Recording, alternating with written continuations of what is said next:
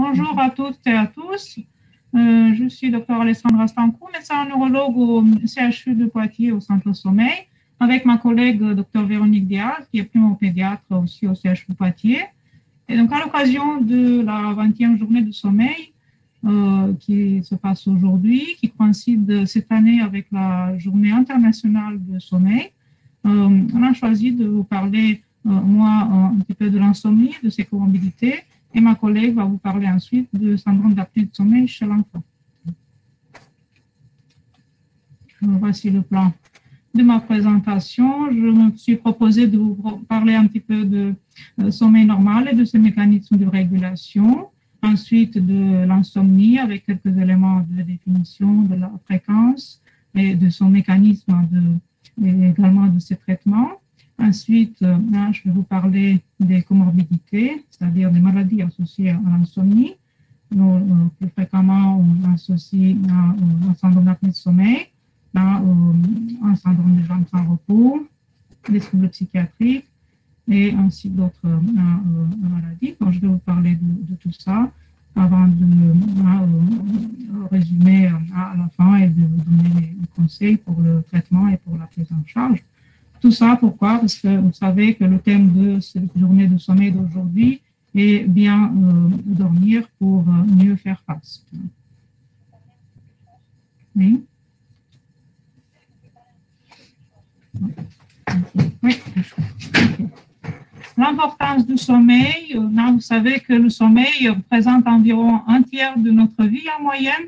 Donc, c'est vraiment un besoin, donc un état physiologique qui a pour fonction de permettre un repos du corps, à la fois un repos cardiovasculaire, respiratoire, et tous les organes se reposent durant le sommeil. Ça permet aussi une régénération cellulaire. Ça permet d'éliminer une épuration des déchets de métabolisme cérébral diurne, donc dans la journée.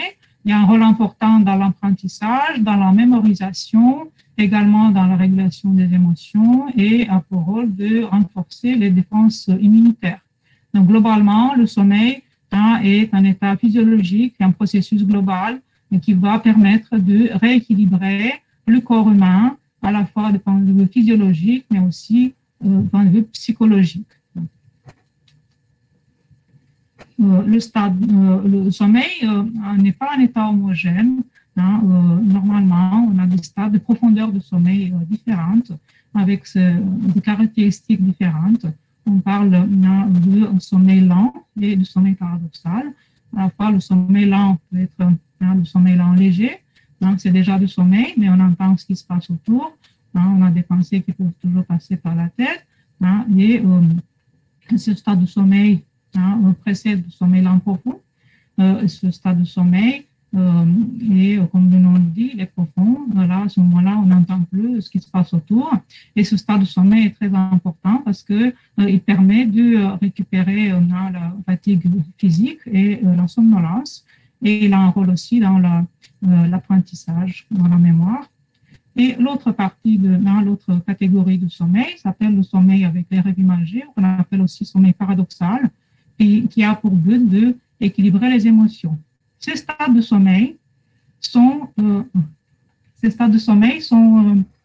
groupés dans des cycles de sommeil. Donc, il y a une succession de stades de sommeil. Un cycle de sommeil chez l'adulte dure environ 90 minutes, donc environ 1h30. Il est donc composé par ces stades différents. Ça commence toujours avec le sommeil léger, suivi par le sommeil lent profond, suivi par le sommeil paradoxal.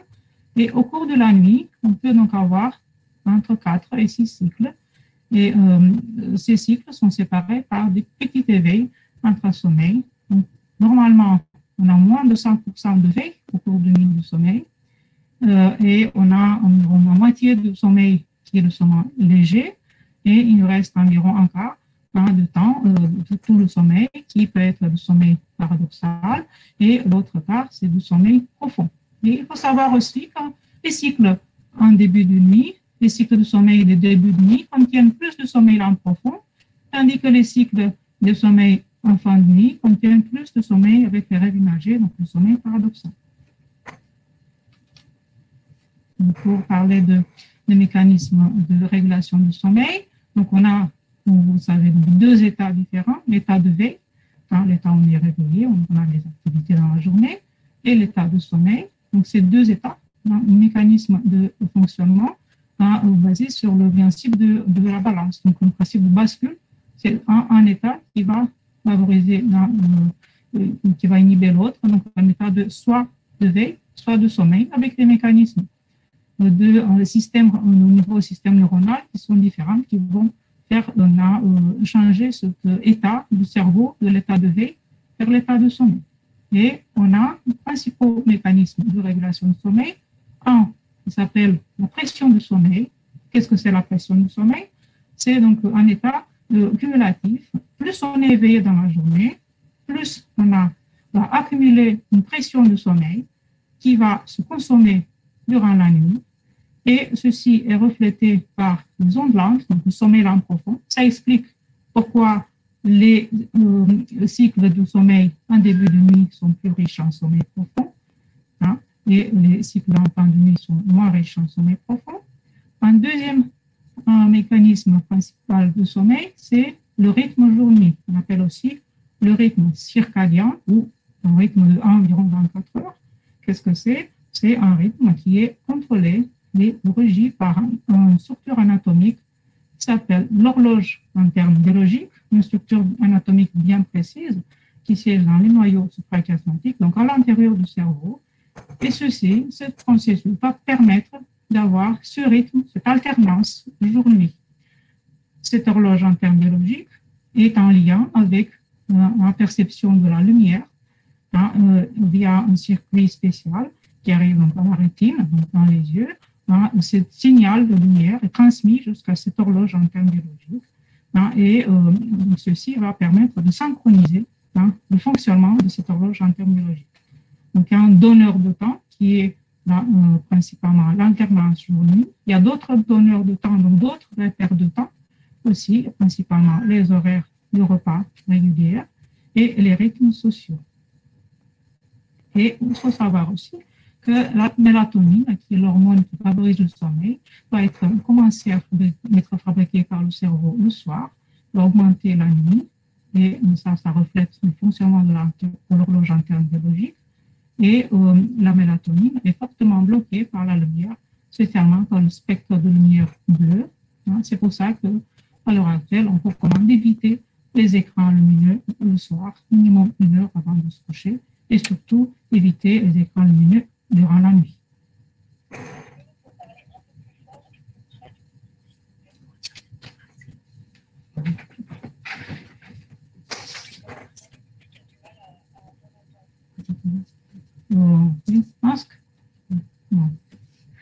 Il y a des variations aussi en termes de durée du sommeil, de besoin de sommeil de chaque personne.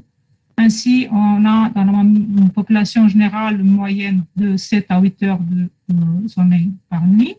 Et il existe en termes de besoin de sommeil ce qu'on appelle les petits dormeurs.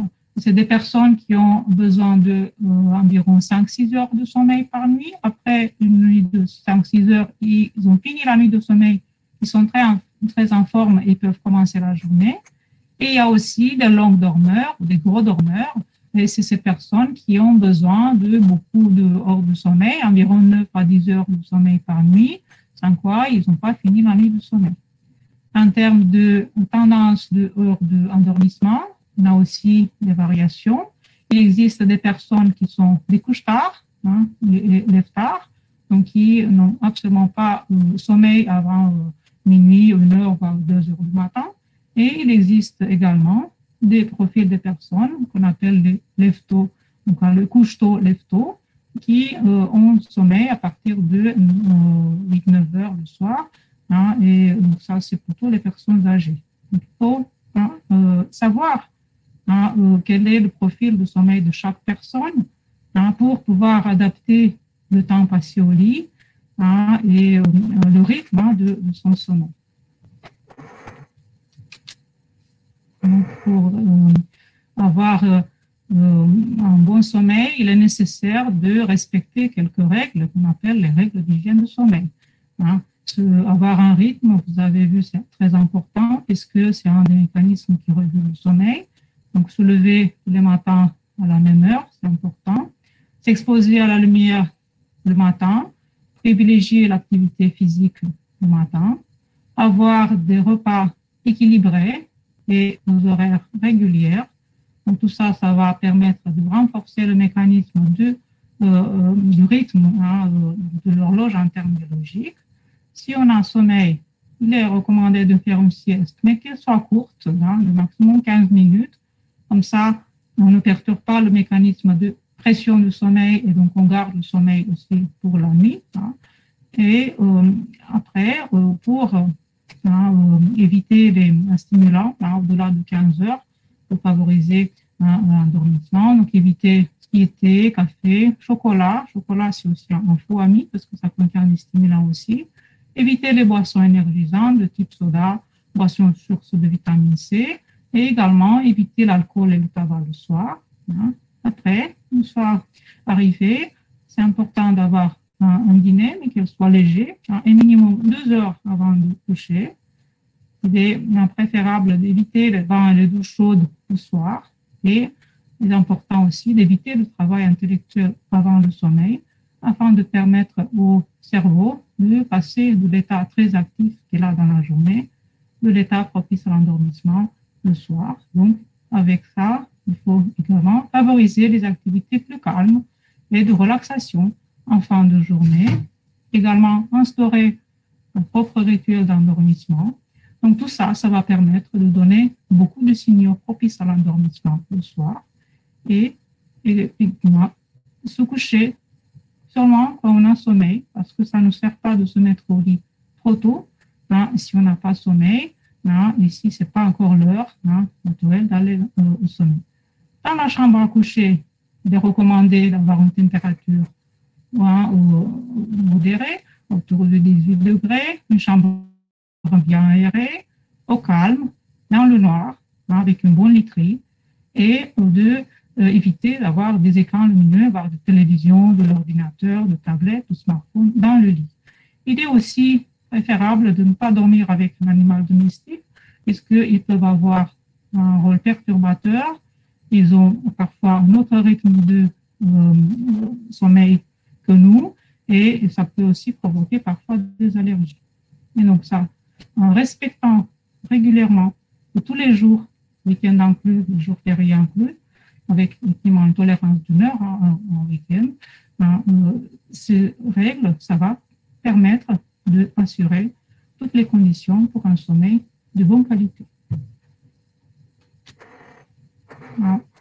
On parle de l'insomnie quand le sommeil est perturbé avec soit un retard à l'endormissement, soit un sommeil de nuit fragmenté, soit un réveil le matin trop tôt par rapport à l'heure souhaitée, et avec des conséquences négatives de ce sommeil dans la journée, de type fatigue, troubles de concentration, somnolence, troubles de mémoire, troubles de l'humeur. Et à l'heure actuelle, l'insomnie est un élément qui est assez fréquent. Donc, c'est l'insomnie en France touche en temps normal en moyenne un Français sur 5.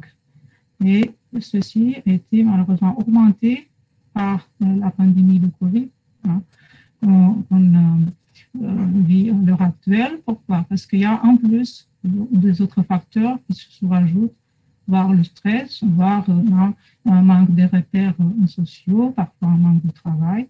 Donc tout ça, ça va perturber le sommeil. Et à l'heure actuelle, il y a toujours une consommation de somnifères qui reste élevée en France, avec en moyenne 5 millions de consommateurs, dont plus fréquemment, c'est la substance qui s'appelle zolpidem. Et 2/3 de ces consommateurs de somnifères sont des utilisateurs réguliers, et cette tendance reste stable en les dernières années, malgré les alertes et les mesures nationales qui peuvent être prises. C'est pour ça qu'il est important de savoir un peu quel est le mécanisme de l'insomnie. Comment ça se passe exactement?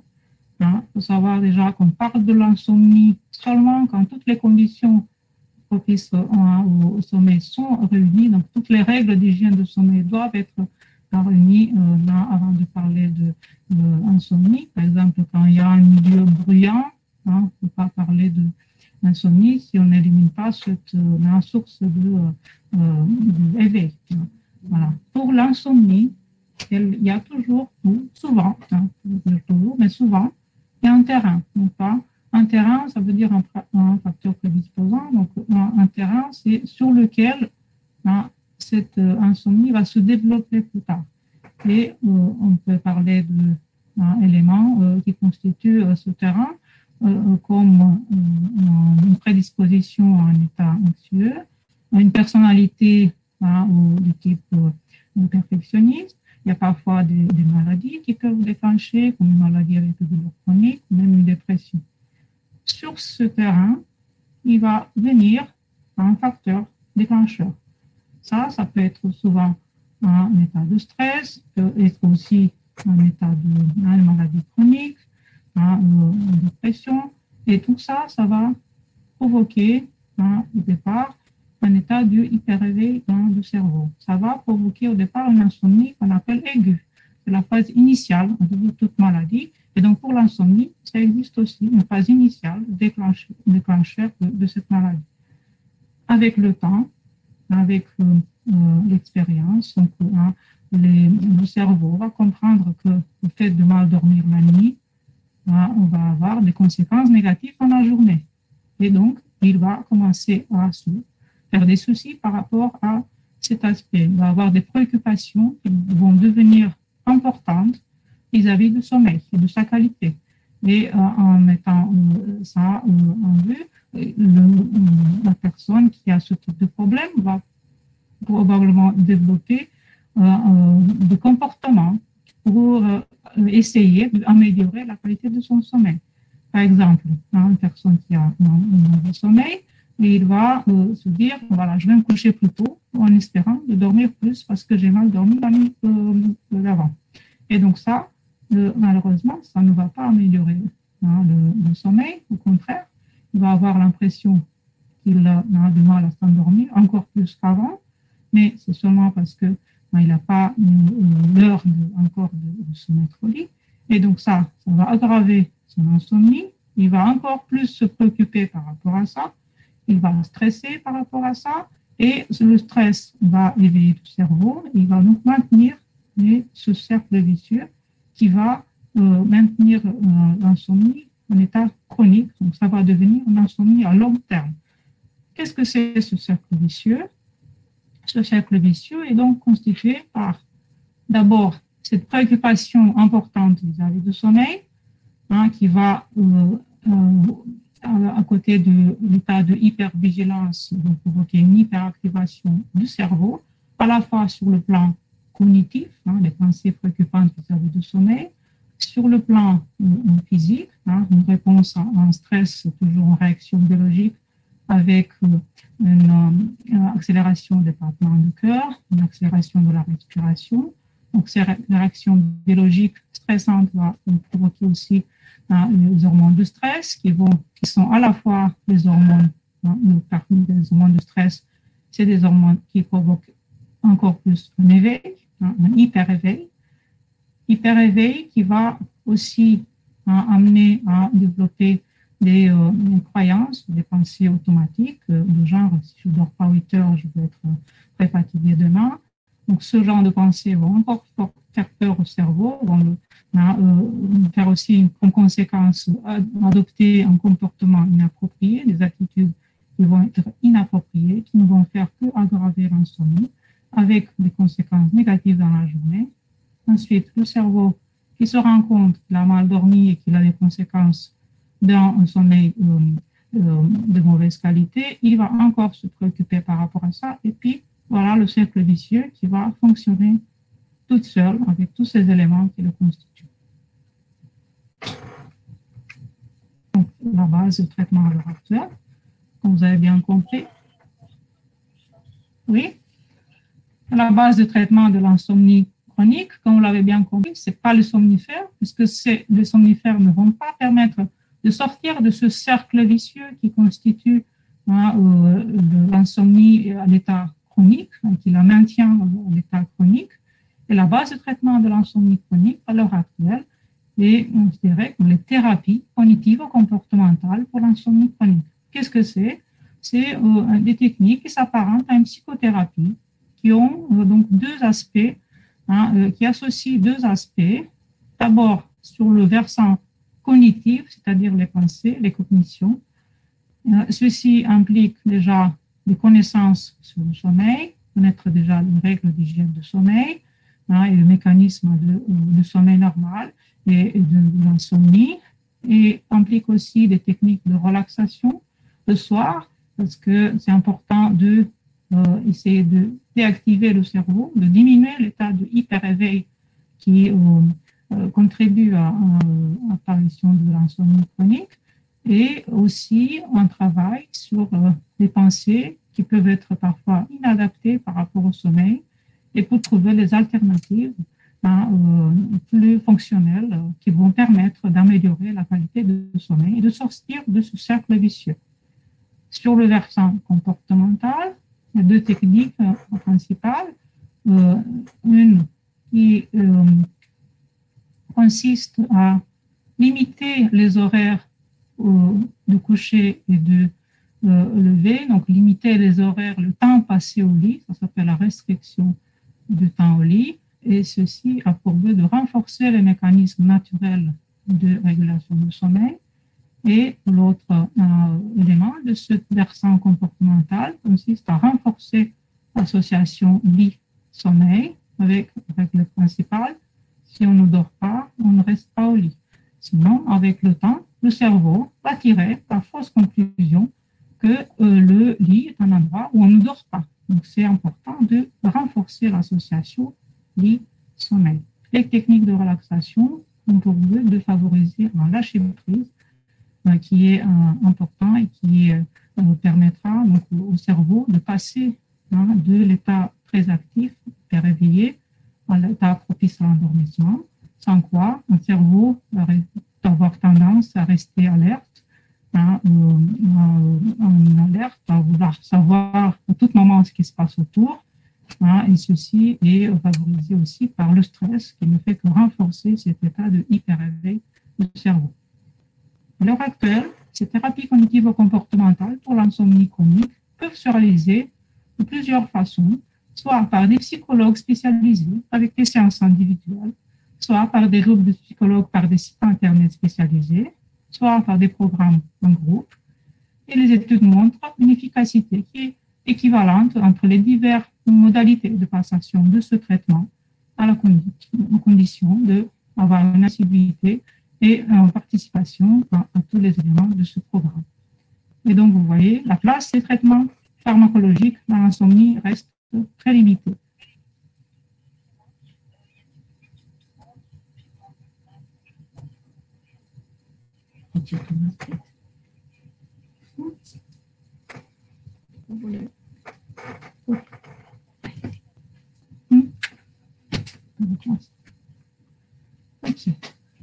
Maintenant, quelques mots sur l'insomnie des enfants, parce que ça existe, malheureusement, l'insomnie existe à tout âge. Pour les enfants, on a des causes d'insomnie qui peuvent être différentes selon les âges de l'enfant. Par exemple, chez le nourrisson et le petit enfant de moins de 6 ans, environ 3/4 de l'insomnie est d'origine comportementale, c'est-à-dire a une origine dans le mode de vie, parfois dans les conditions anormales à l'endormissement, absence des limites imposées à l'enfant. Ça, c'est très fréquent, c'est 6 fois sur 10. Il existe également l'insomnie qui peut être liée aux erreurs alimentaires, à la mauvaise organisation des siestes également. Et donc, une autre partie de ces insomnies chez l'enfant peuvent être dues aux allergies ou à l'apnée de sommeil. Ça, c'est ma collègue qui va vous parler dans la deuxième partie de notre présentation. Donc, pour les enfants, vous avez vu la partie comportementale est importante. Donc, il est nécessaire d'avoir une prise en charge globale qui tient en compte tous ces éléments-là. Au niveau de l'intervention comportementale qu'on peut faire, premièrement, instaurer un rituel positif du coucher pour l'enfant et également pour ses parents, avec des exercices de relaxation adaptés selon l'âge de l'enfant. Un autre élément de ces interventions est constitué par le fait de retarder transitoirement l'heure de coucher pour assurer un endormissement rapide, puis avancer l'heure de coucher progressivement jusqu'à l'heure souhaitée. C'est un peu l'analogue de la technique pour l'adulte dont je vous ai parlé tout à l'heure, qui s'appelait la restriction du temps au lit. Et également, pour l'enfant, au niveau comportemental, il existe des techniques visant pour but d'éliminer l'attention parentale, donc en tant que renforçateur des comportements. Par exemple, l'enfant qui résiste au coucher, et ça peut se faire de deux façons. Soit on laisse l'enfant tout seul, soit on le fait progressivement, on le laisse 5 minutes, après on intervient, on le laisse ensuite plus longtemps, 10 minutes, et ensuite on intervient. Et comme ça va permettre que l'enfant puisse s'endormir finalement toute seule. Et donc la restriction du sommeil, c'est vraiment une limitation de temps passé au lit, et le contrôle du stimulus, c'est-à-dire renforcement de l'association lit-sommeil, est aussi importante pour l'enfant ainsi que pour les adultes. Au niveau des maladies associées à l'insomnie, on peut parler des maladies de type pathologie neurologique, de maladies qui provoquent des douleurs chroniques. Et il existe également les troubles du sommeil associés à l'insomnie, comme le syndrome d'apnée du sommeil, apnée-hypopnée obstructive du sommeil, et le syndrome des jambes sans repos. Il existe aussi des comorbidités psychiatriques.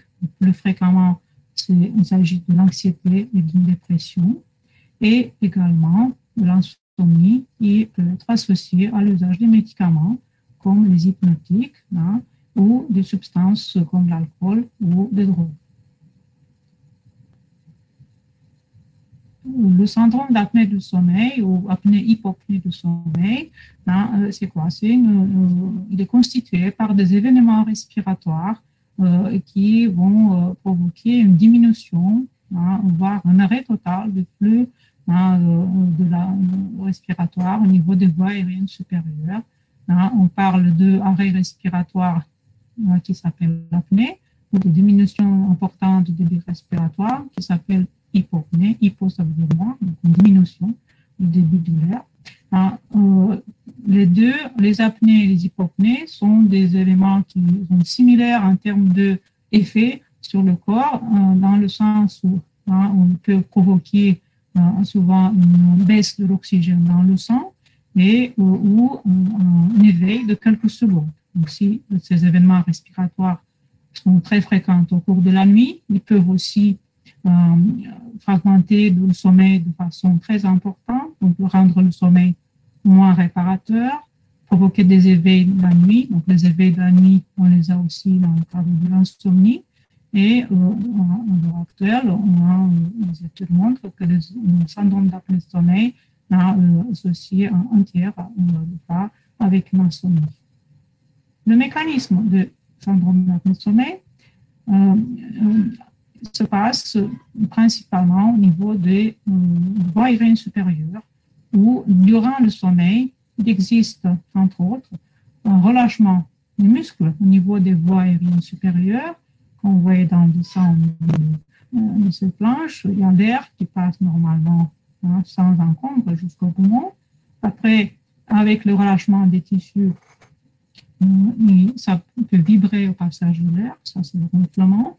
Et avec un rétrécissement qui se crée, il peut y avoir donc une diminution du passage de l'air, une diminution du débit de l'air qui va arriver vers les poumons. Et en cas extrême, une apnée, donc un arrêt total, une obstruction au niveau du passage de voie aérienne supérieure. Le syndrome d'apnée du sommeil est une pathologie qui est peu connue et qui affecte néanmoins une grande partie de la population. Un ronflement est aussi quelque chose d'assez fréquemment, parfois bien toléré par le... Comment? Pardon, excusez-moi, je vais reprendre. Le ronflement est fréquent et dans les ronfleurs, il y a 1 à 2 ronfleurs qui ont aussi les apnées du sommeil. Et l'apnée du sommeil est fréquent. Les études montrent une fréquence qui est variable, qui va de 2 à 24% de la population. En moyenne, une personne sur 10, une grande prédominance chez les hommes et une augmentation de sa fréquence avec l'âge, avec un maximum entre 50 et 70 ans. Mais on peut avoir un syndrome d'apnée de sommeil à tout âge, notamment chez l'enfant aussi. 3/4 des personnes avec une apnée de sommeil ont une surcharge pondérale, voire une obésité. Et comme facteur de risque de l'apnée de sommeil, il existe évidemment des facteurs génétiques, des formes familiales. Il existe aussi des facteurs d'alcool, tabac, médicaments qui peuvent aggraver le syndrome d'apnée de sommeil. La ménopause, pour les femmes, c'est une période où ça aggrave aussi les apnées de sommeil. Et il existe aussi quelques maladies causales, comme l'hypothyroïdie, l'acromégalie, et ou syndrome du type Pierre de Mont, c'est une malformation. Et environ 8 par 9 patients apnéiques sur 10 sont des patients qui s'ignorent. Vous voyez, c'est très fréquent et très méconnu. Le diagnostic de cette apnée du sommeil se fait d'abord par une symptomatologie qui peut comprendre à la fois des signes nocturnes, d'abord le ronflement, les arrêts respiratoires, soit perçus par la personne elle-même, soit par son conjoint, avec impression d'étouffement parfois, avec impression de manque de souffle, parfois une envie d'aller aux toilettes plusieurs fois par nuit, un sommeil non réparateur, voire un somnambulisme. Et dans la journée, on peut avoir des signes comme asthénie dès le réveil, des maux de tête dès le réveil, une somnolence excessive, trop de somnolence dans la journée, des troubles de la mémoire, de la concentration, voire des troubles de l'humeur, voire syndrome dépressif, des troubles de la libido, des accidents de la route, voire des accidents de travail. Mais moitié de cas, il existe aussi une hypertension artérielle chez les personnes apnéiques.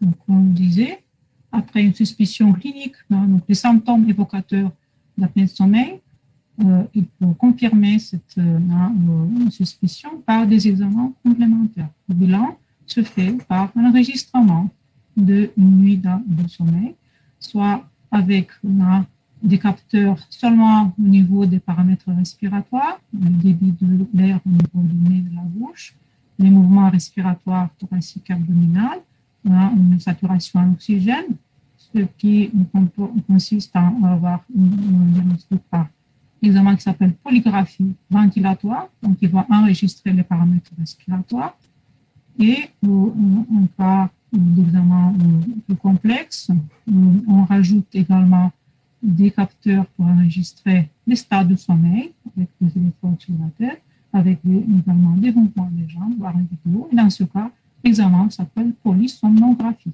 Cet examen permet d'analyser les événements respiratoires au cours de la nuit et de stratifier selon la sévérité, selon l'intensité et la fréquence de l'apparition de ces problèmes respiratoires, apnée de sommeil légère, modérée ou sévère. On parle d'apnée de sommeil sévère quand la moyenne des événements respiratoires par heure, qu'on appelle aussi index apnée-hypopnée, abrégé IH, est au-delà de 30 fois par heure. Et vous voyez, dans tout le mécanisme des apnées de sommeil, il est important de connaître l'état des voies et veines supérieures, et ça c'est un examen ORL qui va permettre de le faire, qui va trouver des fois des problèmes au niveau soit de la cloison nasale, soit de la voie de la langue, soit de la base de la langue, soit une hypertrophie amygdalienne, ça c'est surtout chez les enfants. Donc tout ça, c'est des éléments qui vont permettre de diagnostiquer l'apnée de sommeil et de connaître aussi sa sévérité. Pourquoi? Parce qu'à l'heure actuelle, il existe des traitements pour l'apnée de sommeil. Les traitements vont tous avoir pour but de rétablir un passage normal de l'air au niveau des voies aériennes supérieures. Pour les adultes, le traitement de référence reste l'appareil pour l'apnée du sommeil, l'appareil qu'on appelle la pression positive continue, abrégé PPC. Qu'est-ce que c'est? C'est un appareil avec une tubulure, avec un masque, soit nasal, soit facial, et qui a pour but, avec la pression de l'air, d'ouvrir le passage des voies aériennes supérieures. Et à l'heure actuelle, les traitements sont confortables. Et l'appareil est très petit. Il peut se mettre sur la table de nuit. C'est un traitement de référence de l'apnée de sommeil chez l'adulte. Il existe également des alternatives pour l'appareil. En fonction du cas, une perte de poids est parfois nécessaire. On sait que la perte de poids suffisante va permettre de réduire la sévérité de l'apnée du sommeil. Parfois, si c'est le cas, une réduction de l'alcool et de l'angiotensine, ça permet d'améliorer aussi la sévérité de l'apnée de sommeil. Dans les cas où c'est nécessaire, une chirurgie ORL, une chirurgie d'avancée maxillaire peut aussi permettre de corriger le problème respiratoire au cours du sommeil. Parfois, un traitement positionnel, c'est-à-dire éviter de dormir sous le dos, peut suffire dans certains cas pour corriger le problème de respiration au cours de la nuit. Et une autre variante, le traitement par la pression positive continue, est aussi l'orthèse d'avancée mandibulaire.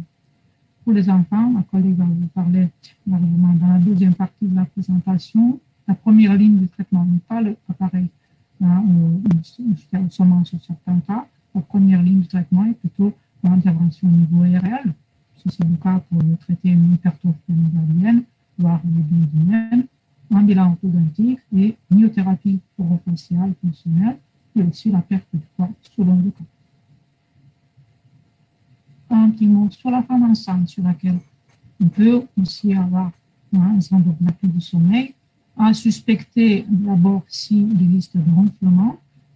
Pourquoi? Parce que la prévalence de l'apparition de ce syndrome d'apnée de sommeil chez la femme enceinte est plus importante au cours du premier trimestre. Là, les études montrent une fréquence jusqu'à 8,4%. Ça augmente au troisième trimestre jusqu'à 19%. Tandis qu'en dehors de la grossesse, que les femmes, le syndrome d'apnée de sommeil existe chez environ 4% des femmes. Pourquoi? Parce que durant la grossesse, il peut y avoir un cofacteur favorisant une prise de poids excessive. Et on sait aussi que les hormones féminines, les estrogènes, favorisent la congestion nasale, une rhinite, durant la grossesse, ce qui existe entre 20 et 40% des cas. Une autre maladie qui peut aussi exister et provoquer une insomnie, c'est le syndrome de jambes sans repos. Le syndrome de jambes sans repos, il est défini par une sensation définie comme bizarre dans les jambes qui pousse à bouger les jambes, et ça arrive au repos, le soir, et il est caractéristiquement soulagé par le fait de bouger les jambes. Et c'est une maladie qui s'appelle aussi une maladie de Zegboom, qui touche jusqu'à une personne sur 10 dans la population générale, selon les études. La moitié des personnes qui ont ça, ce sont des personnes âgées de plus de 50 ans et qui ont également le mouvement des jambes durant la nuit. Et ce syndrome de jambes sans repos a tendance de s'aggraver avec l'âge, et ça touche un peu plus les femmes que les hommes. Il existe une association avec certaines maladies, polyneuropathie, lombalgie, diabète, aussi certains médicaments, surtout de la classe des antidépresseurs, qui peuvent aggraver un syndrome d'impatience des jambes ou des jambes sans repos. Dans plus de la moitié des cas, il existe une insomnie, voire une insomnie d'endormissement, soit sous forme d'insomnie du maintien du sommeil avec sommeil fragmenté et non restaurateur, non réparateur, et un cas sur 5 présente également une somnolence diurne excessive. Pour les troubles psychiatriques qui peuvent exister aussi, et un peu toutes les catégories peuvent être associés à l'insomnie. Les troubles de sommeil, soit de type somnolence, soit de type insomnie, soit les deux en même temps, sont très fréquentes. Il existe chez 8 sur 10 des personnes ayant un trouble psychiatrique. Le plus souvent, il s'agit d'une anxiété qui est plus importante chez les patients dans la première plante de l'insomnie. Et chez les personnes qui ont une insomnie sévère, 4 personnes sur 10 ont une anxiété majeure et plus d'une personne sur 10 présente un tableau typique de troubles anxieux généralisés. Chez les personnes en population dépressive, par rapport à la population générale, un syndrome de l'apnée de sommeil, un syndrome d'impatience des jambes sans repos, sont plus fréquentes chez ce type de personnes. Et vous voyez, il s'agit de troubles, des symptômes qui sont communs à les diverses pathologies et le traitement, dans ces cas, consiste à une approche spécifique de ces syndromes pour améliorer les symptômes, à côté de mesures spécifiques pour l'insomnie chronique. Il existe d'autres problèmes de sommeil, d'autres troubles de sommeil qui peuvent aussi provoquer ou être associés à une insomnie, comme les personnes avec un retard ou une avance de phase. Il s'agit des personnes qui ont ce trouble de rythme circadien, c'est-à-dire des personnes extrêmement couche-tard, qui peuvent se coucher jusqu'à 5-6 heures du matin, ou avance de phase, des personnes qui sont des couches tôt. Un travail de nuit ou un travail posté, c'est-à-dire un travail en horaire décalé, est très perturbateur aussi, peut provoquer souvent de l'insomnie par des troubles des déséquilibres entre le moment de coucher dicté par l'horloge interbiologique et le moment qui est lié au travail, aux relations sociales qui peuvent être complètement opposés, donc ça perturbe les mécanismes de régulation du sommeil. Le syndrome, le décalage de fuseau horaire peut aussi perturber le sommeil, provoquer une insomnie. Donc, au total, il est important de savoir que l'insomnie reste une pathologie fréquente qui peut être présente à tout âge, qui est aggravée par le stress, par l'anxiété. Et c'est important d'abord, pour avoir de meilleures conditions pour le sommeil, de respecter les règles d'hygiène du sommeil.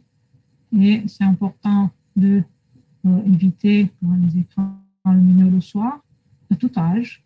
C'est important de garder le rythme, d'avoir des heures de coucher ou de lever fixes. Et à l'heure actuelle, avec la pandémie qu'on traverse, savoir limiter l'exposition aux informations stressantes. Il y a un temps pour s'informer, mais il y a un temps aussi pour arrêter de regarder tout le temps des informations stressantes. Un temps aussi important de maintenir le contact avec vos proches et avoir un temps aussi pour le repos, pour la relaxation, pour le rire. Tout ça, ça va nous permettre d'avoir un sommeil de meilleure qualité. Et je rappelle que la base de traitement de l'insomnie ne sont pas les médicaments somnifères, mais cet ensemble de mesures au niveau comportemental et cognitif qui s'appelle une thérapie cognitive comportementale pour l'insomnie chronique. Et un point important, et pensez toujours s'il n'y a pas d'autres maladies qui peuvent être associées, notamment le syndrome d'apnée de sommeil, les impatiences des jambes et les troubles psychiatriques, notamment l'anxiété et la dépression. C'est important de prendre tous ces éléments en compte pour une prise en charge globale de l'insomnie avec tous ces aspects. Voilà. Donc, merci pour votre attention. Si vous avez des questions, je serai heureuse de pouvoir vous répondre dans les minutes qui suivent.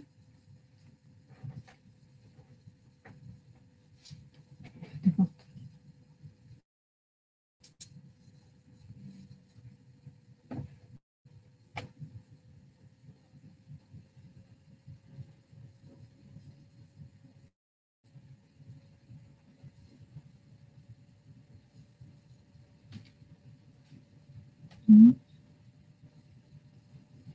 Sans chocolat, dépression, prévision, temporisation. Mm.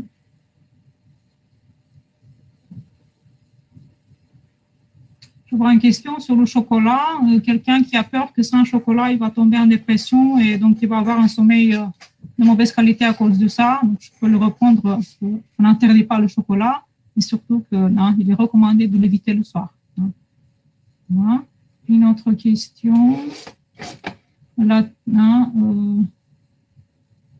quelqu'un qui se réveille la nuit et qui a, selon si je comprends bien, une tendance de cogiter avec des pensées qui passent par la tête sur des divers sujets et qui peuvent empêcher l'endormissement et qui prolongent les éveils de nuit. Donc, pour ce genre de personnes, c'est ce que je vous disais, il est recommandé, si vous voyez que vous êtes réveillé la nuit, déjà, évitez de regarder l'heure la nuit, hein, parce que ceci ne va pas favoriser le sommeil, au contraire, on a tendance d'avoir peur de ne pas s'endormir et ça ne fait que stresser en plus le cerveau.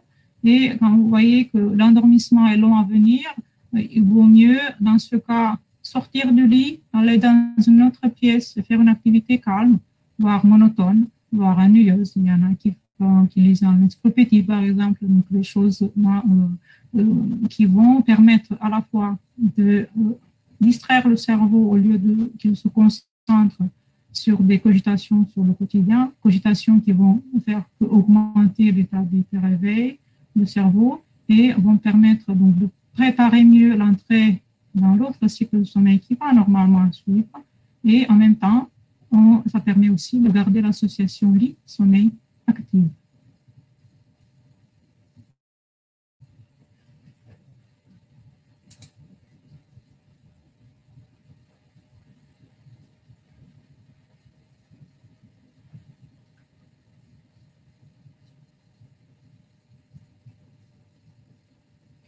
Une question sur les micro-siestes. Hein, est-ce que les micro-siestes sont utiles?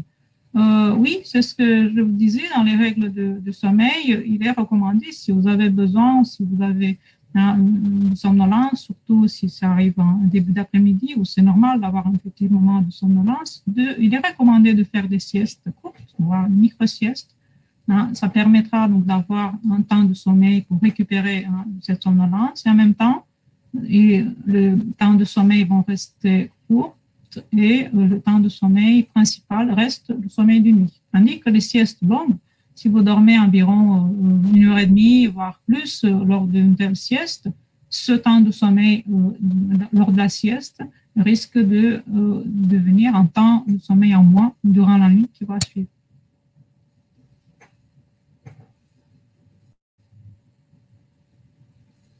Pour les impatiences des jambes, quelqu'un qui demande quelle solution pour les impatiences des jambes. Hein, je répondrai, ça dépend des éléments qui existent. Il y a souvent un manque de fer, donc une ferritinémie inférieure à la normale, inférieure à 75 microgrammes par litre, qui est impliquée dans les impatiences des jambes. Il y a parfois des maladies, des neuropathies, des maladies neurologiques qui peuvent être provoquées. Attention à l'alcool, parce que ça peut aggraver aussi les impatiences des jambes. Et sur la physiologie du syndrome d'urgence au repos, une autre question, encore une fois, ça dépend de la cause. Et on sait à l'heure actuelle que dans les syndromes de jambes sans repos, dans les formes familiales qui débutent jeunes, il existe un mécanisme qui implique la dopamine, d'où les traitements qui peuvent être efficaces, qui sont les traitements à base de substances qui imitent un peu l'action de la dopamine, qui s'appellent les agonistes dopaminergiques. Donc, moi, je conseillerais de consulter un spécialiste du sommeil pour avoir un détail de quelle problématique il s'agit exactement. Les traitements sont réservés pour les cas sévères, bien sûr. Mais,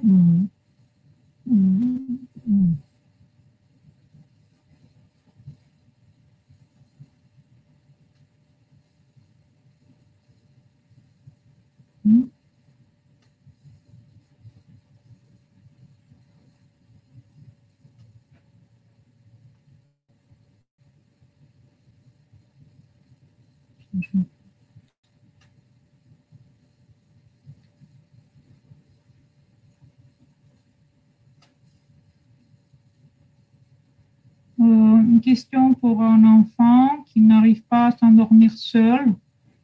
Comment le rassurer, hein, donc, pareil, donc, ce que je disais, c'est au niveau comportemental, il s'agit d'essayer de faire une activité calme ensemble, hein, et de faire petit à petit une transition, on le laisse petit à petit de plus en plus longtemps au lit, puis on intervient quelques minutes après pour favoriser donc, un bon moment avec lui, mais aussi lui donner aussi les éléments pour pouvoir s'endormir toute seule.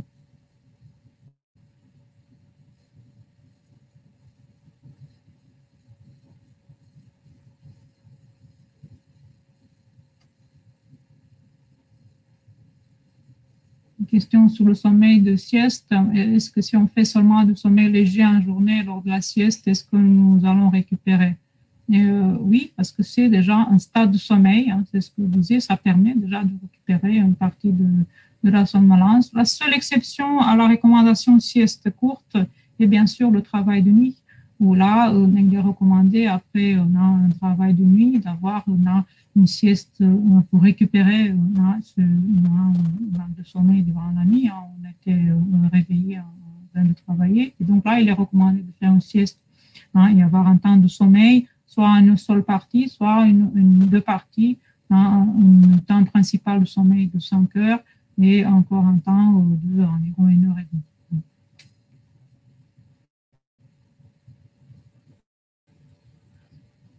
demie.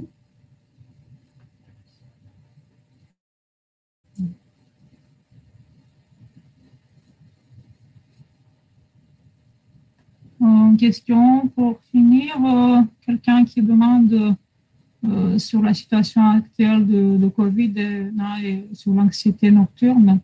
C'est effectivement sur cet élément qui repose l'augmentation du nombre de personnes qui souffrent de l'insomnie à l'heure actuelle, justement au niveau de stress qui est augmenté, au niveau de l'anxiété. C'est pour ça qu'on recommande, encore une fois, d'éviter de regarder en boucle les informations stressantes.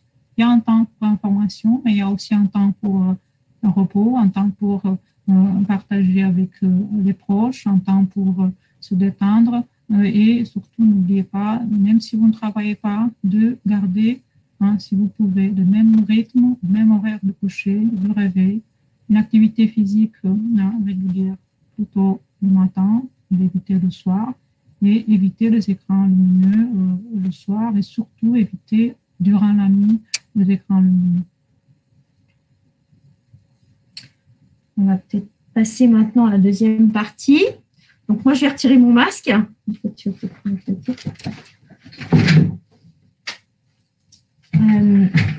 je suis docteur Véronique Diaz et je suis pneumopédiatre. Donc, je vais vous parler du syndrome d'apnée du sommeil de l'enfant. Alors,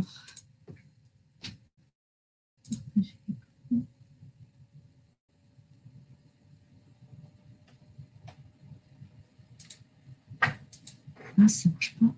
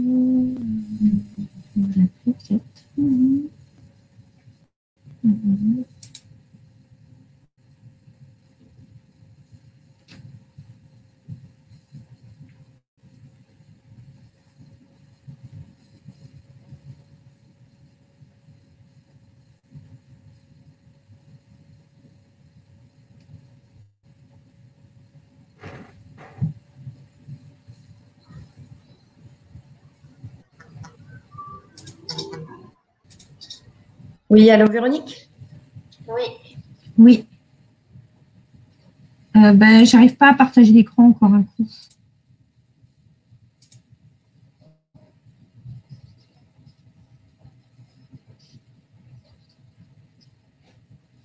Il est ouvert. Il est ouvert.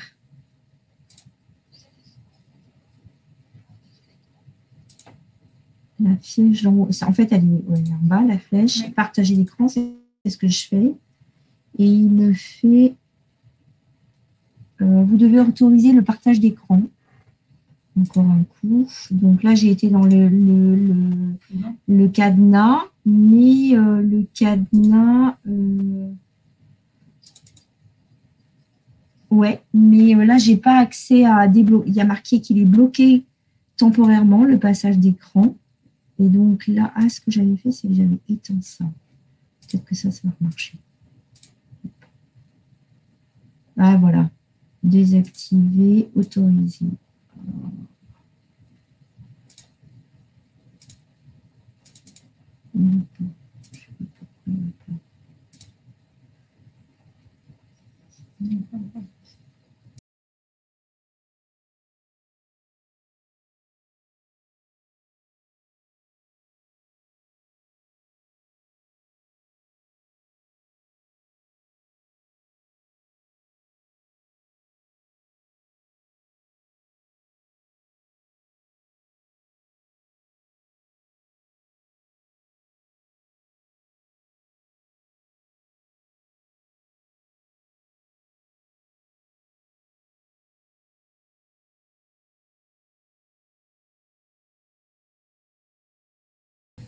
Partage d'écran.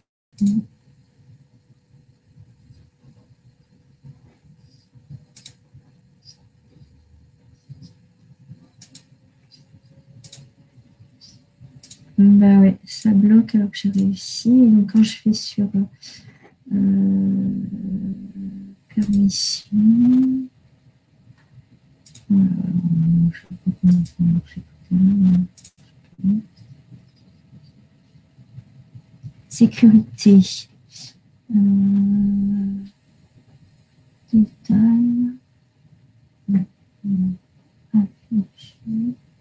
Permission. Toc, toc, toc. Autoriser l'audio. Partager l'écran. Permission par défaut. Utiliser. Autoriser. Autoriser.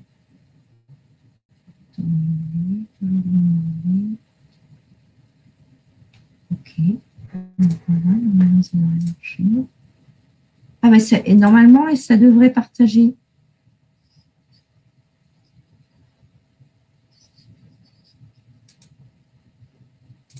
Bah, quand je demande partager, il y a marqué désactiver le partage de l'écran.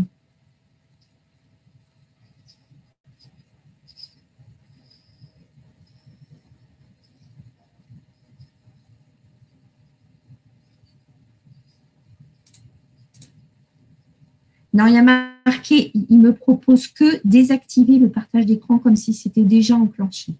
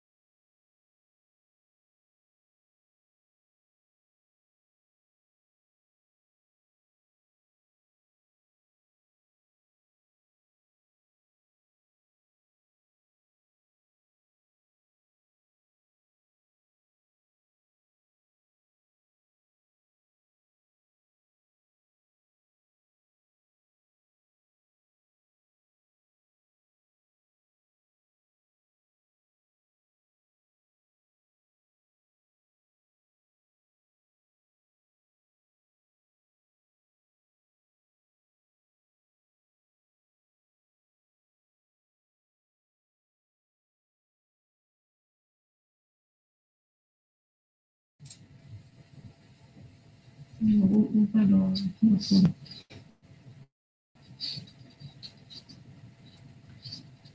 Ouais, voilà. Tranquille. C'est bon. Merci. Parfait. Très bien. Merci. Au revoir.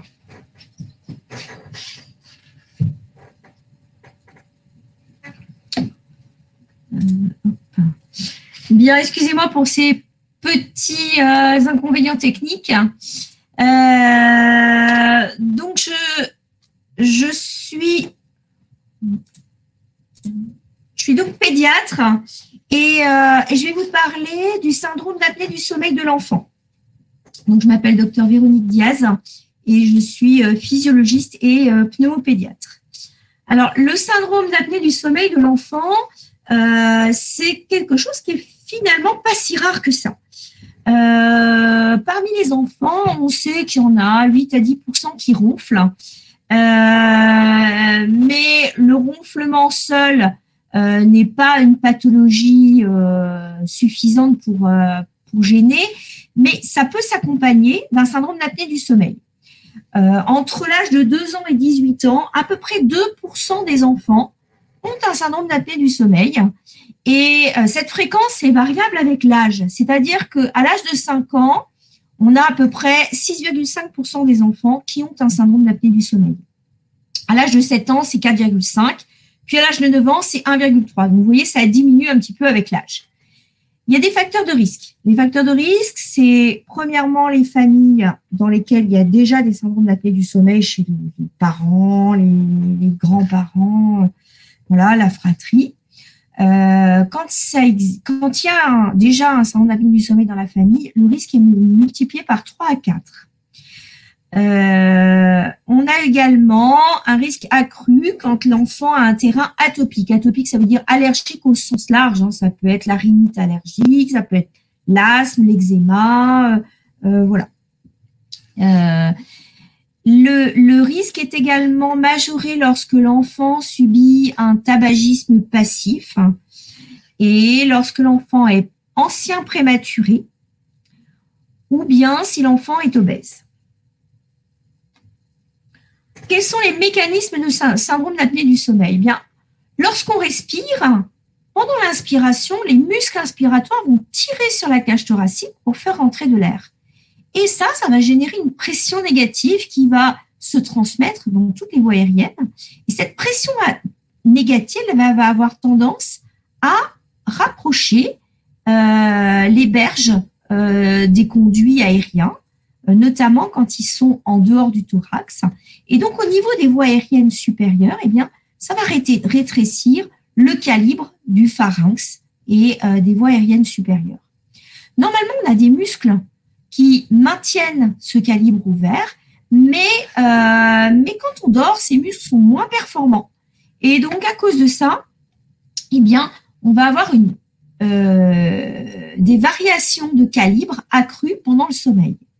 Si on a déjà dans le pharynx quelque chose qui réduit le calibre, eh bien, ça va pouvoir entraîner une gêne importante au passage de l'air, voire carrément arrêter le passage de l'air, fermer les voies aériennes supérieures, et c'est ce qu'on a dans les apnées. Donc, le syndrome d'apnée du sommeil, on dit plutôt un syndrome d'apnée-hypopnée du sommeil. C'est lorsque on a une gêne au passage de l'air pendant l'inspiration qui va soit entraîner des vibrations, ce sont les ronflements, ou bien carrément, à l'extrême, un arrêt. C'est ce qu'on appelle une apnée. Alors, les symptômes, on les a déjà vus avec le docteur Stankou. Hein, la nuit, ça se traduit par des ronflements, une respiration difficile, des apnées, des sueurs. Les sueurs, c'est parce que comme on respire moins bien, eh bien, il va y avoir une augmentation du taux de CO2, le gaz carbonique, dans le sang. Et donc, ça favorise la sudation. Le sommeil va être agité, c'est-à-dire que l'enfant va beaucoup bouger pendant son sommeil. Il va y avoir des éveils la nuit. Ces éveils, ils sont conscients ou pas conscients. La plupart du temps, ils sont inconscients. À chaque fois que l'enfant va faire une apnée ou il va avoir du mal à respirer, ça va entraîner un micro-éveil. Il peut y avoir des micro-éveils de façon extrêmement répétée, ce qui va déstructurer le sommeil et donc entraîner un sommeil non réparateur. Ça va entraîner également une position anormale de la tête. Souvent, elle est déjetée vers l'arrière de manière à essayer le plus possible d'ouvrir les voies aériennes supérieures. Ces enfants qui dorment souvent la tête vraiment en arrière. Chez l'enfant, chez l'adulte, ça va entraîner une icturie, c'est-à-dire le besoin de se lever la nuit pour aller uriner. Et chez l'enfant, ça entraîne facilement une énurésie. Une énurésie, c'est le pipi au lit. Et les enfants qui ont un syndrome d'apnée du sommeil ont beaucoup de mal à acquérir la propreté de nuit. Et puis, l'enfant va respirer par la bouche pendant la nuit. Dans la journée, qu'est-ce qui va se passer? L'enfant a un sommeil difficile, entrecoupé de plein d'éveils.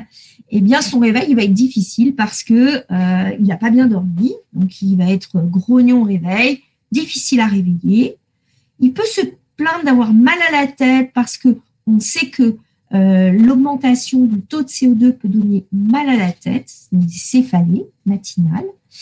Ça peut entraîner une somnolence comme chez l'adulte, mais bien souvent, chez l'enfant, au lieu d'avoir une somnolence dans la journée, eh bien, on va avoir une hyperactivité. C'est finalement à peu près la même chose parce que l'enfant va réagir en s'énervant, en étant hyperactif, très énervé, pour lutter finalement contre l'endormissement.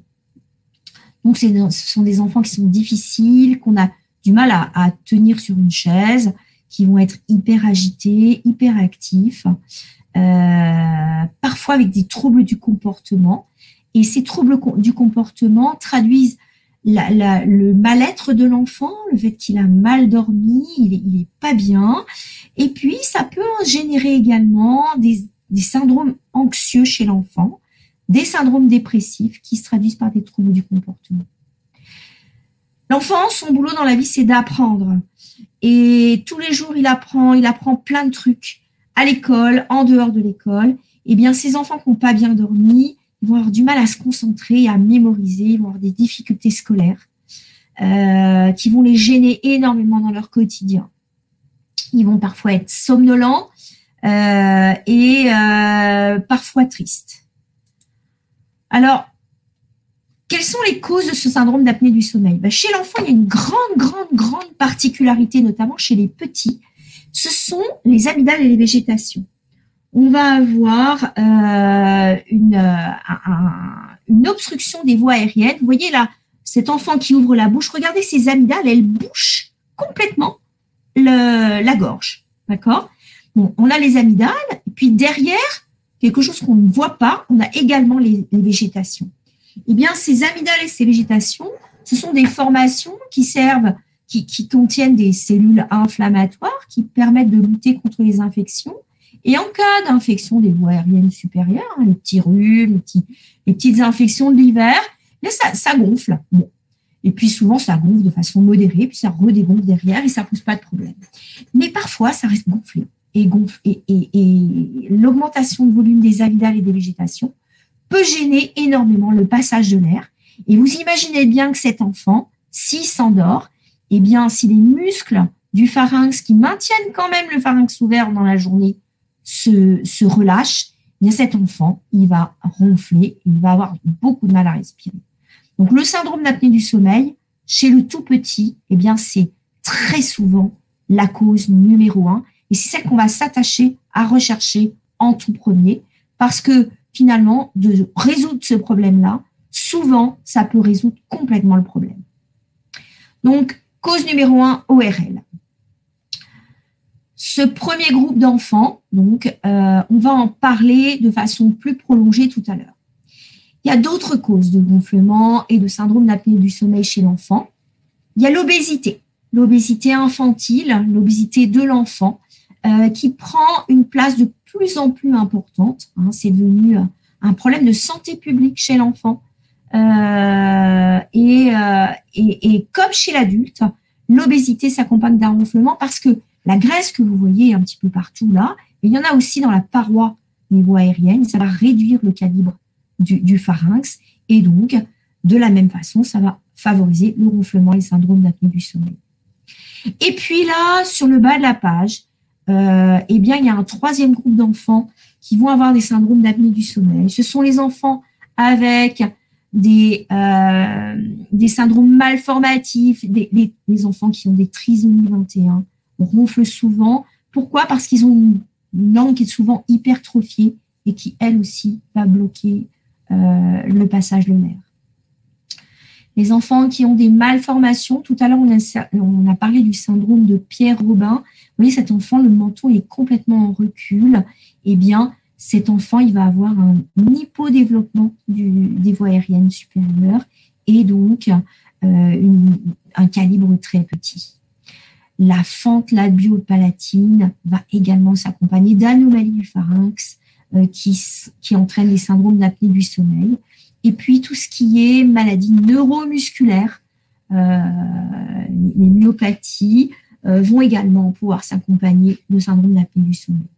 Volontairement, je n'ai pas parlé de ça parce que c'est des cas un peu plus particuliers, ni de l'obésité. Je vais me concentrer ensuite, maintenant, sur les voies aériennes et l'obstruction des voies aériennes supérieures.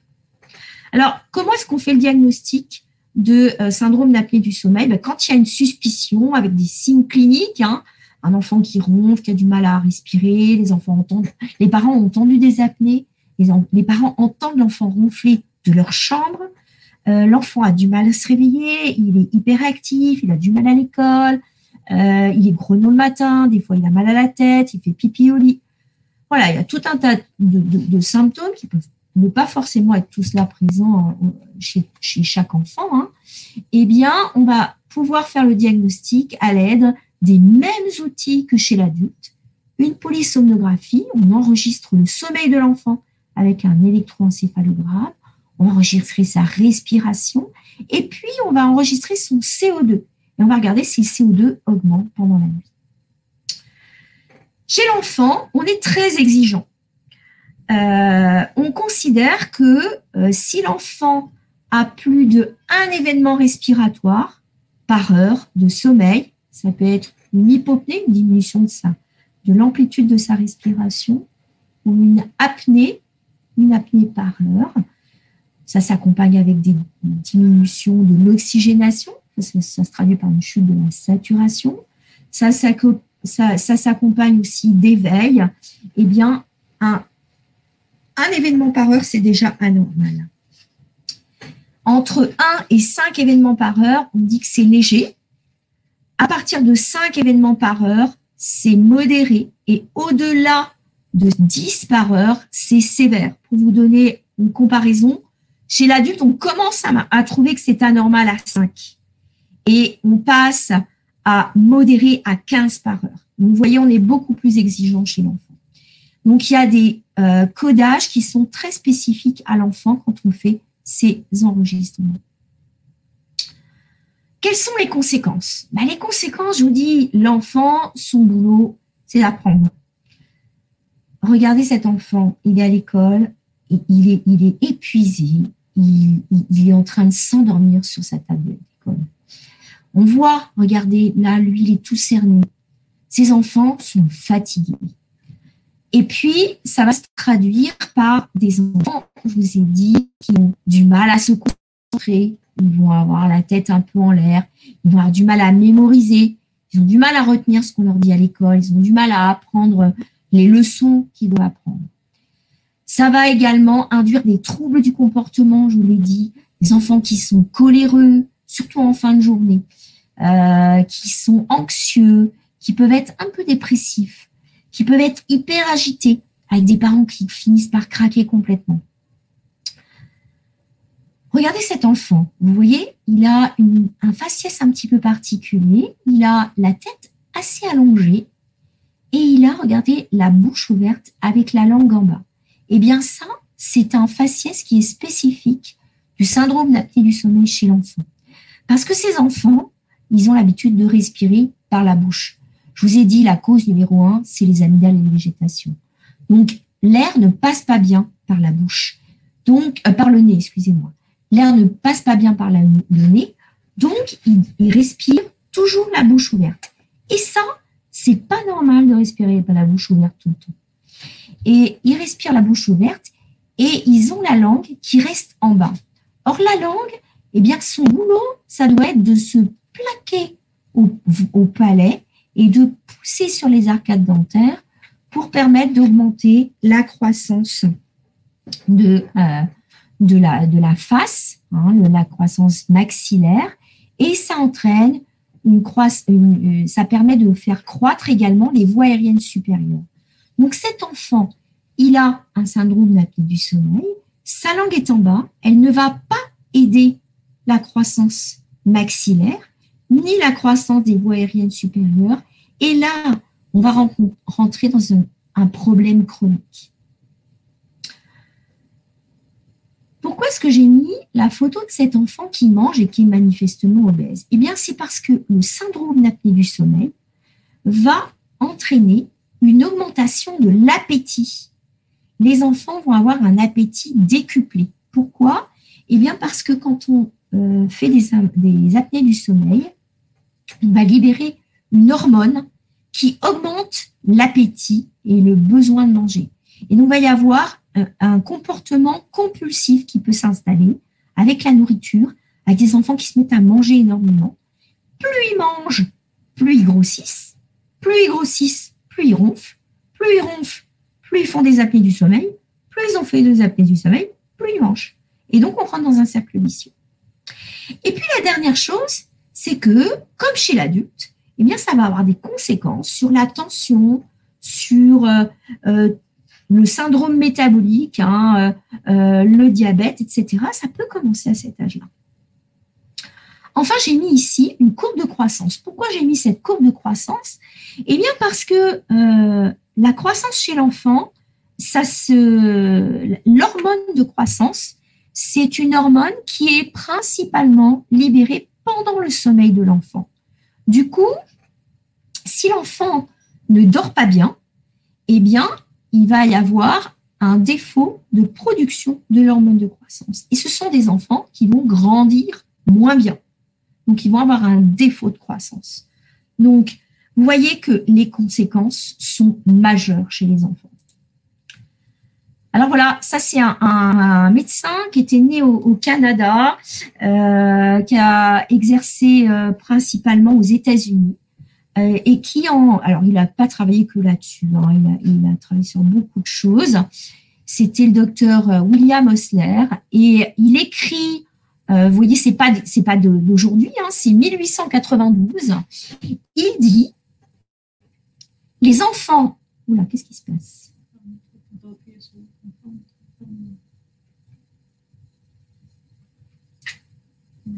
Les enfants dont la respiration nocturne est bruyante, ronflante et entrecoupée de pauses ont l'air stupides et des difficultés à répondre à des questions simples.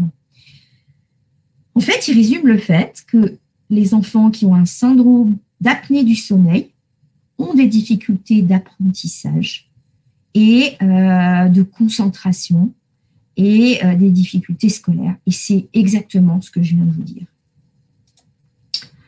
Alors voilà, vous avez cet enfant et vous voyez que cet enfant dort la bouche ouverte avec, vous voyez, je vous ai dit que la langue, elle était en bas. La langue, elle doit être au palais, même pendant le sommeil, d'accord? Donc, vous voyez que cet enfant ronfle et a la langue vers le bas. Qu'est-ce qu'on peut faire pour aider cet enfant? Je vous l'ai dit, le premier truc qu'on va faire, c'est qu'on va aller s'acharner à vérifier s'il y a une obstruction ORL. Alors, il faut envoyer l'enfant chez l'ORL. Parce qu'il ne suffit pas de regarder si on voit des grosses amygdales comme ça. Là, c'est trop facile. D'accord? Ça ne suffit pas. Les amygdales, elles se continuent à l'arrière du pharynx. Il peut exister des situations dans lesquelles on ne voit pas du tout d'augmentation des amygdales comme ça, mais où les amygdales sont hypertrophiées en l'arrière du pharynx.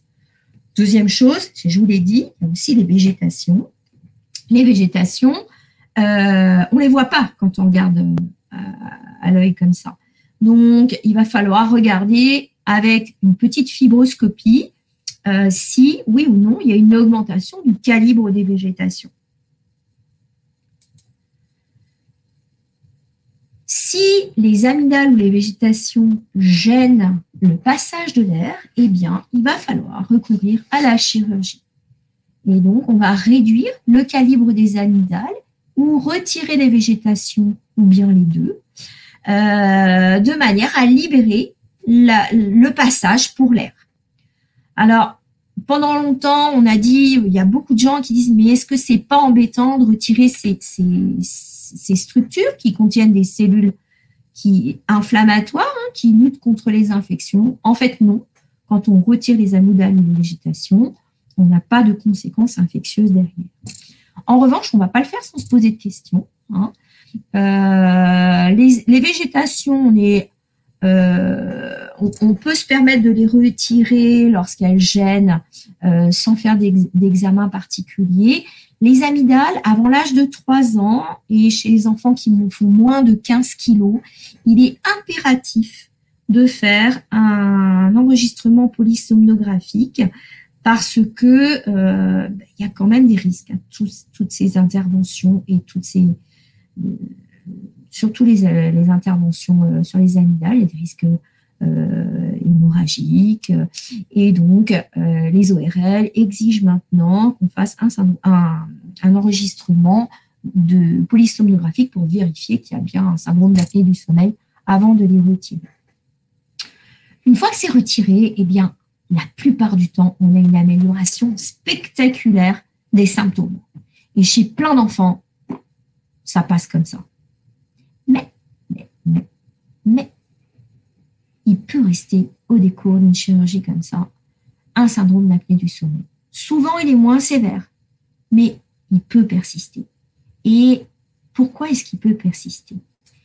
Eh bien, regardez cette petite fille qui a des gros amygdales. On va l'opérer.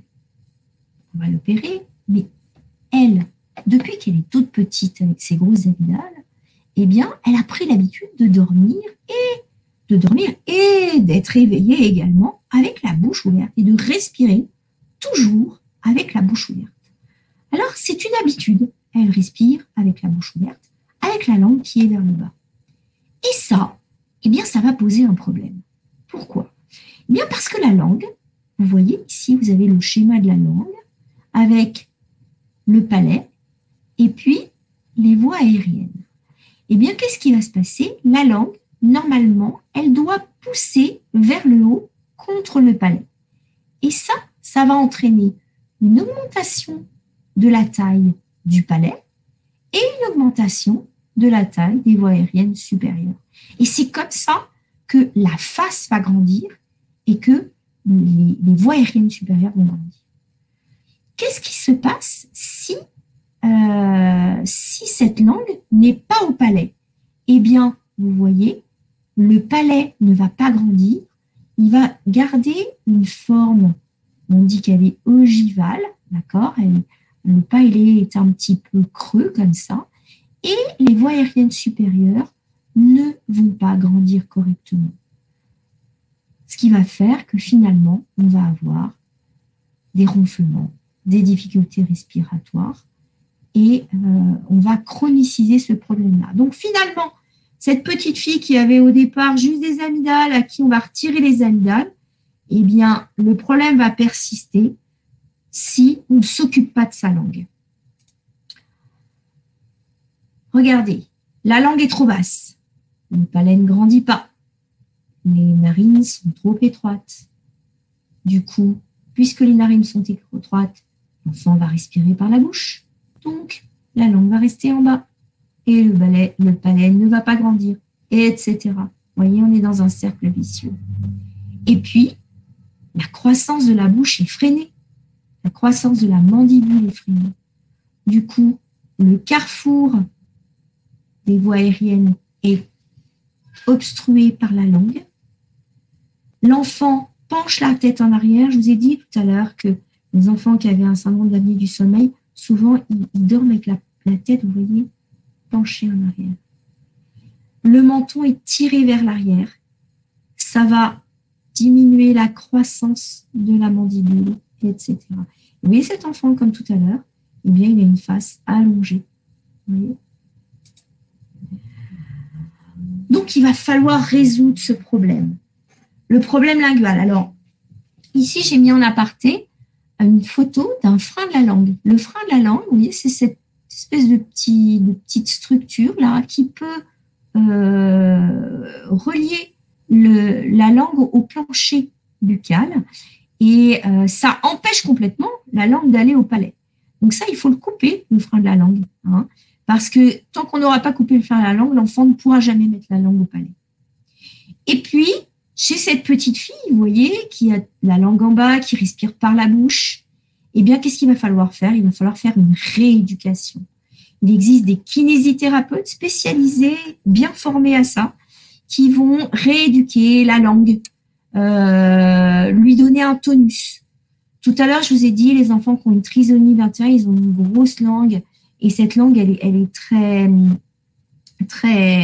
peu musclée, elle est très relâchée. Il faut muscler la langue et lui donner un tonus, et puis réapprendre à l'enfant à mettre la langue au palais, de manière à ce qu'il pousse son maxillaire. Deuxième piste, c'est l'orthodontie. L'orthodontie, c'est très important parce que, vous voyez, cette petite fille ou ce petit garçon, peu importe, qui a cette langue en bas, eh bien, il ne va pas pousser sur ses maxillaires et donc son maxillaire ne va pas croître correctement. Donc, l'orthodontie va avoir pour objectif eh bien, d'augmenter le calibre du maxillaire, d'accord, et de faire en sorte qu'en même temps, on va augmenter le calibre des voies aériennes supérieures. Donc, la langue, elle est la cause un petit peu de tout ça. Il y a l'obstruction qui provoque la position basse de la langue. La langue ne se positionne pas bien. Vous voyez ici, on a une situation d'occlusion en classe 1. Ça, c'est la classe normale. Normalement, les dents du haut doivent surplomber un tout petit peu les dents du bas, passer en avant. La classe 2, c'est lorsque le maxillaire est très en avant par rapport à la mandibule. Et ça, c'est lorsque la langue ne pousse pas. Parce que quand la langue pousse, elle pousse à la fois sur le maxillaire inférieur et le maxillaire supérieur et tout croît en même temps. Vous voyez, il y a une hypoplasie du maxillaire inférieur. Et puis là, eh bien, c'est une classe 3. Donc, vous voyez, on va résoudre tout ça avec l'orthodontie. Donc, dans l'ordre, il y a l'ORL qui doit agir. Si l'ORL n'a rien à faire, il ne va rien faire. Hein. Deuxièmement, il faut faire un bilan fonctionnel oro-maxillofacial, voir comment se comporte la langue et s'il y a une rééducation. Troisièmement, il faut envoyer ces enfants-là chez l'orthodontiste. Et puis, si avec tout ça, on n'a pas réussi à améliorer le syndrome d'apnée du sommeil, eh bien, en dernier recours, on va, comme chez l'adulte, proposer un traitement par pression positive continue. Alors, ce traitement par pression positive continue, il se fait à l'aide d'un masque nasal, vous voyez, relié avec une machine qui va souffler dans les voies aériennes supérieures pour augmenter le calibre des voies aériennes supérieures et limiter le freinage de l'air à l'inspiration et donc résoudre ce problème. Et je peux vous garantir qu'une fois que ces enfants ont un syndrome d'apnée du sommeil traité, eh bien, ils vont retrouver une joie de vivre, ils vont être en forme, ils vont bien dormir à l'école, ils vont pas dormir à l'école justement, ils vont bien participer à l'école, pouvoir apprendre, leurs troubles du comportement s'améliorent, leurs troubles de l'appétit, je vous ai dit que certains étaient polyphagiques, eh bien ces enfants qui ont des troubles de l'appétit, un comportement polyphagique, ça s'améliore également. Ils se remettent à grandir, on voit une poussée de croissance.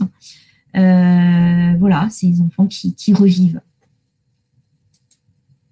Et les parents qui revivent aussi. En conclusion, le syndrome d'apnée du sommeil de l'enfant, c'est fréquent avec des conséquences majeures pour l'enfant et pour son avenir aussi. C'est très méconnu et c'est souvent sous-estimé.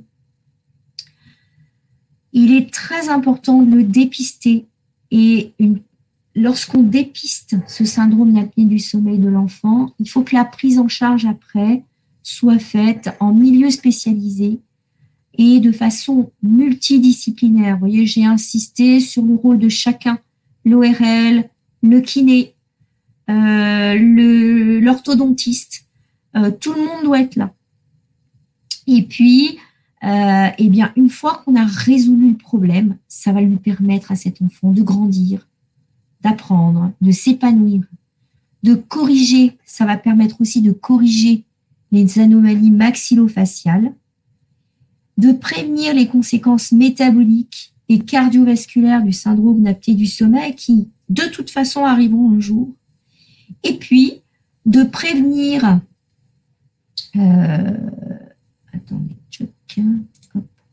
de prévenir le risque d'évolution vers un syndrome d'apnée du sommeil sévère, chronique, qui va se poursuivre à l'âge adulte. La bonne nouvelle, c'est que là, on a une vraie façon de prévenir le syndrome d'apnée du sommeil. Mais il faut pas louper l'occasion, parce que si on loupe l'occasion, après, on n'a plus de traitement définitif possible. Voilà, je vous remercie pour votre attention et puis je vais cesser ce diaporama pour lire vos questions.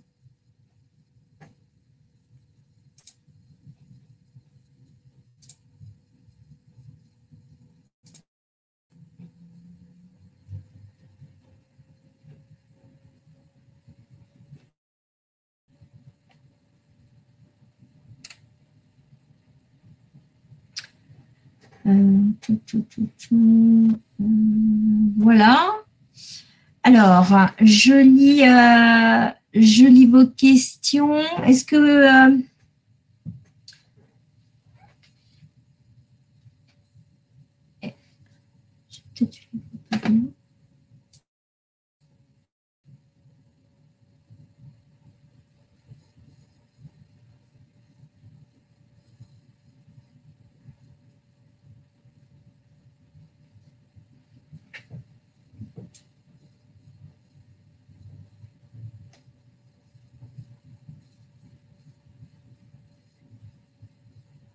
je vois pas de questions. Ah, peut-être que c'est dans questions que vous me cherchez. Je regardais sur le chat.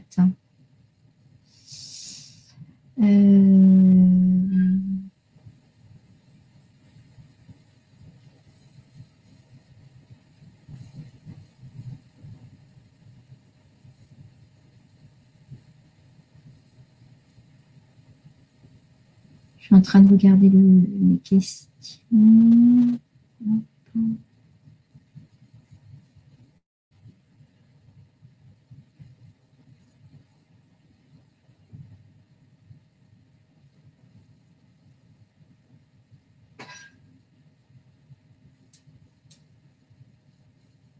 Je ne vois pas de questions.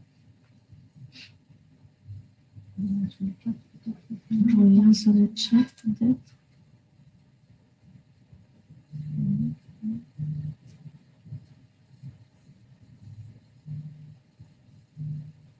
Ah. Allô? Oui.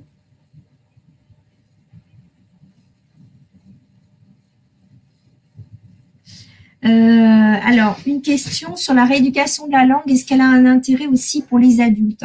Eh bien oui, elle a aussi un intérêt chez les adultes.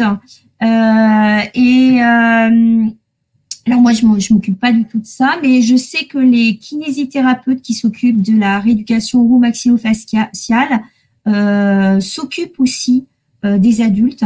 Et comme je disais, la langue, si elle est toute molle, hein, pas tonique, eh bien, elle ne va pas, elle va beaucoup plus facilement tomber en arrière. Et j'ai parlé des amygdales, des végétations, mais une langue qui tombe en arrière peut aussi bloquer les voies aériennes supérieures. Et de redonner un tonus à cette langue peut aider, même chez l'adulte, hein. Donc, effectivement, ça peut avoir un intérêt.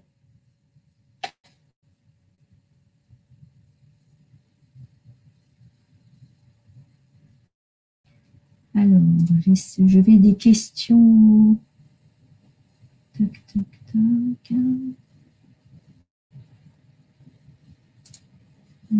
Question.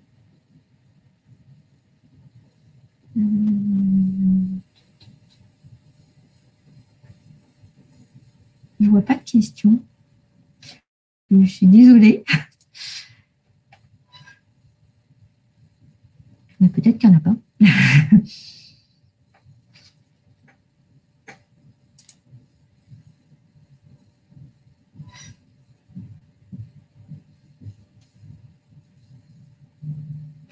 Ah. Allô? Mais j'y vais, mais j'ai pas de... J'ai rien.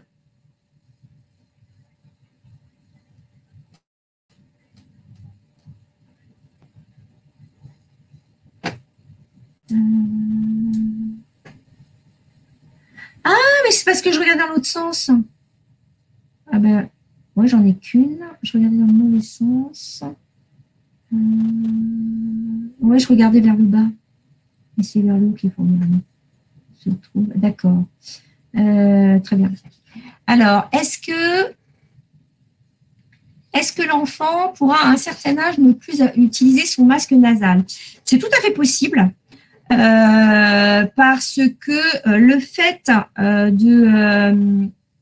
de faire une rééducation, par exemple avec le kiné, peut diminuer le besoin en ventilation. Et puis le fait de prendre en charge sur le plan orthodontique également. Mais on ne peut pas du tout présumer de ce qui va se passer chez un enfant ou chez un autre, hein.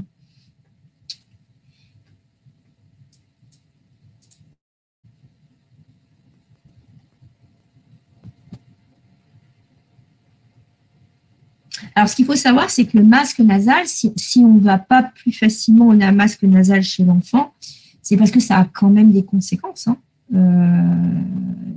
Comme tout traitement, ça peut avoir des effets secondaires. Et le simple fait d'appuyer sur le nez, d'abord, c'est pas très drôle d'avoir ça toutes les nuits pour un enfant. Et puis, en plus, ça peut déformer un petit peu la face. Du coup, c'est vraiment une coopération entre le pneumopédiatre qui va s'occuper de ça et puis l'orthodontiste qui prend en charge l'enfant, etc. Il y a vraiment des va-et-vient et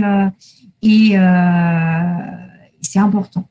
Jusqu'à quel âge est-il pertinent d'opérer le frein de la langue? Jusqu'à ce que il n'y a pas d'âge. Je ne connais pas d'âge pour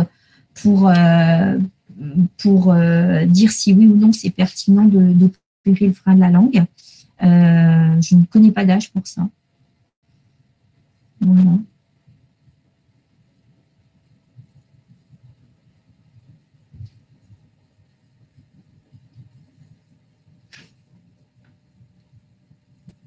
Mais c'est pas le cas de figure le plus fréquent, par contre, le frein de la langue.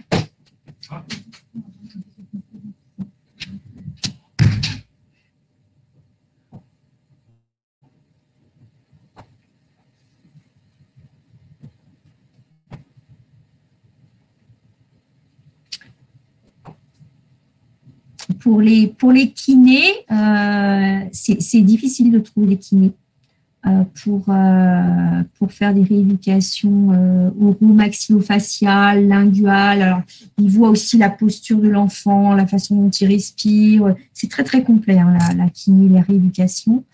Et Et c'est vraiment des kinés qui sont dédiés à ça, qui ont fait une formation spécifique. Il y a un site internet qui les répertorie. C'est le Simclof. Voilà.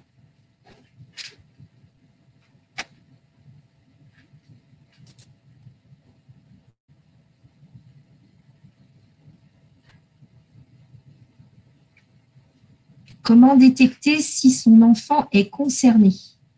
Alors, comment détecter si son enfant est concerné? En fait, détecter si l'enfant est concerné, c'est si l'enfant ronfle, s'il dort la bouche ouverte, mais il faut aussi qu'il y ait des conséquences, s'il a du mal à se réveiller, s'il est fatigué dans la journée, s'il est grognon le soir, s'il a du mal à tenir en place. Tous les petits signes dont j'ai parlé tout à l'heure, s'il a mal à la tête, tout ça, c'est un ensemble qu'il faut voir. Et si c'est le cas, il faut se poser la question. Alors, le premier truc, c'est d'aller voir l'URL, vérifier qu'il n'y a pas des grosses animaux, des grosses végétations. Et puis ensuite, on voit la suite. À chaque fois qu'il y a un syndrome d'apnée du sommeil sévère qu'on a détecté sur un examen, on va envoyer l'enfant, imaginons qu'il ait des grosses amygdales, des grosses végétations, il est opéré, on va aller vérifier derrière comment c'est important, parce qu'il faut vérifier si oui ou non on a une persistance ou pas de ce syndrome d'apnée du sommeil.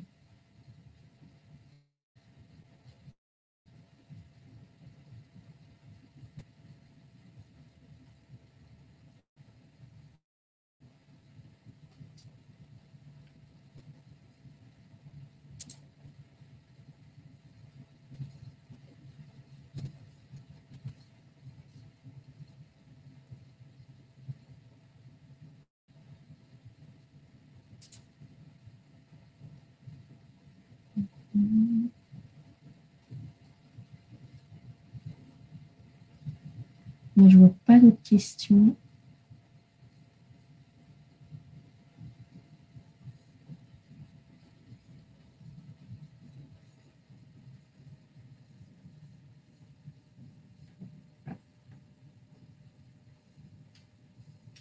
S'il n'y a pas d'autres questions, je vais peut-être en rester là.